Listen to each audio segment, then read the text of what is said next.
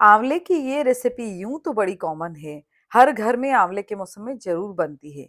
लेकिन ये रेसिपी बनाने का परफेक्ट मेथड हमको जानना बहुत जरूरी है। हमने लिए यहाँ पर 1 किलो बहुत बढ़िया क्वालिटी वाले आंवले और उनको 15 से 20 मिनट हम इस तरह से स्टीम कर लेंगे। तो इस वीडियो में आगे बढ़ने से पहले आप हमारे वीडियो को लाइक और शेयर कर दीजिए और चैनल को सब्सक्राइब करके ऑल बटन जरूर एक्टिवेट कर लीजिए। इसी से आंवले को जब हम परफेक्ट तरीके से स्टीम करते हैं, बिल्कुल 15 से 20 मिनट, तब आंवले की फांकें इस तरह से खुलने लगती हैं।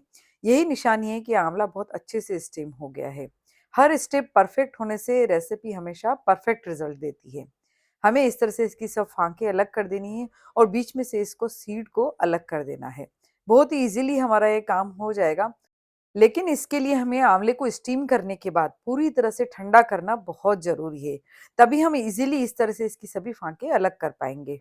हम बना रहे हैं आंवले की कैंडी, लेकिन हम 2 तरह से बना रहे हैं। हम इसे गुड़ में भी बनाएँगे और शक्कर में भी। एक बर्तन में हम यहाँ पर ले लेंगे 300 ग्राम करीब शुगर, क्योंकि आधा किलो आंवले की हम ये शक्कर वाली कैंडी बना रहे हैं। उसमें हम करीबन 100 ग्राम डालेंगे पानी और उसको अच्छे से मिक्स करते हुए हम तेज आंच पर ही इस तरह से पकाएंगे, क्योंकि हमें एक गाढ़ी सी चाशनी बना के तैयार करनी है। चाशनी हमें एक तार की नहीं बल्कि 2 तार या उससे भी ज़्यादा की बनानी है। देखिए इस तरह से काफ़ी मोटी सी तार बनने लगी है और अब हम कर देंगे गैस बंद। ठंडी होने पर ये और भी ज़्यादा गाढ़ी हो जाती है और अब इसमें हम स्टीम किए हुए आधा किलो आंवले डाल देंगे। 1 किलो आंवला हमने लिया था, उसमें से आधा हम इसके अंदर डालेंगे।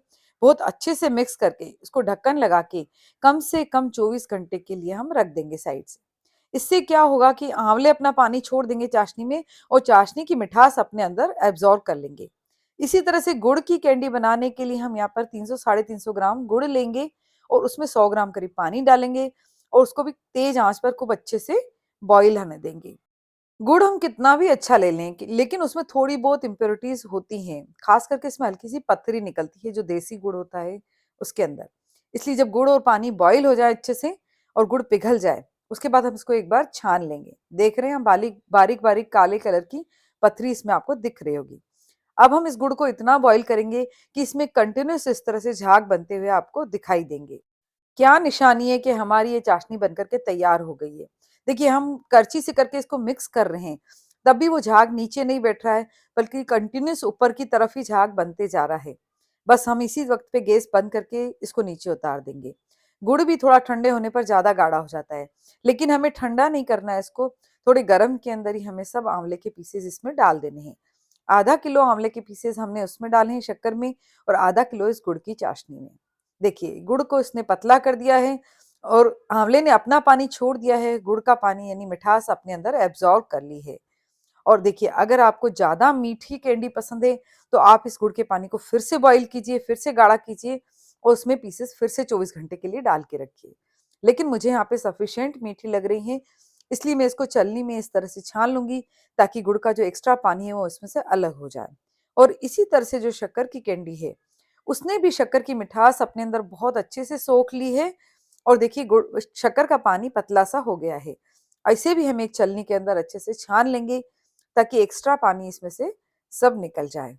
और अब एक थाली के अंदर हम इस तरह से दोनों कैंडी को फैला के रख देंगे। देखिए आप चाहें तो गुड़ वाली कैंडी के अंदर काला नमक, जीरा पीसा हुआ, हींग, काली मिर्ची पीसी हुई और थोड़ा लौंग का पाउडर डाल सकते हैं। लेकिन मेरे यहाँ सिर्फ मिठास वाली कैंडी पसंद करते हैं, इसलिए मैं सिर्फ गुड़ और शक्कर की मिठास में ही इसको बना रही हूँ। जब इस तरह से हम इसको सुखाने रखेंगे, तब आप इसमें मसाले डाल सकते हैं अगर आप चाहें तो। देखिए धीमी-धीमी धूप के अंदर मैंने इसको सुखाने रख दिया है। अगर आपके पास इस तरह से धूप ना हो, तो आप विंडो में से आती हुई धूप में भी इसको सुखा सकते हैं या फिर पंखे के नीचे भी अच्छे से ड्राई हो जाती हैं। देखिए करीबन मैंने 3 दिन इनको 2-2 घंटे के लिए धूप में रखा है, क्योंकि हमारे गार्डन में बहुत थोड़ी देर धूप आती है।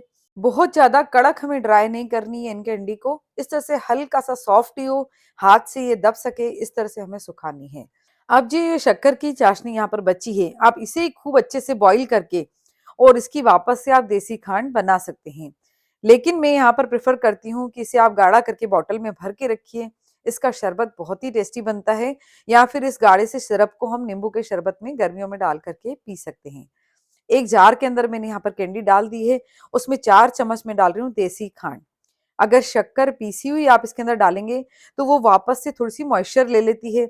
अगर आप इसमें देसी खांड डालेंगे, तो ये बिल्कुल इस तरह से ड्राई बनी रहेगी और उसकी शेल्फ लाइफ भी ज़्यादा रहेगी। इसी तरह से गुड़ की कैंडी को भी हमने एक जार में डाला है, 4 चम्मच मैंने डाली है उसके अंदर देसी खांड और उसको बहुत अच्छे से मैंने ऐसे मिक्स कर दिया है। देखिए दोनों कैंडी बन कर के बिल्कुल तैयार है। गुड़ और शक्कर की चाशनी जो बची हुई है, उसका चाहे आप शरबत बना के फ्रिज में रख लीजिए या फिर गाढ़ा करके उसको उसमें तिल मूँगफली की चिक्की भी बना सकते हैं। जल्दी ही मिलते हैं एक नई रेसिपी के साथ नए वीडियो में। Thank you.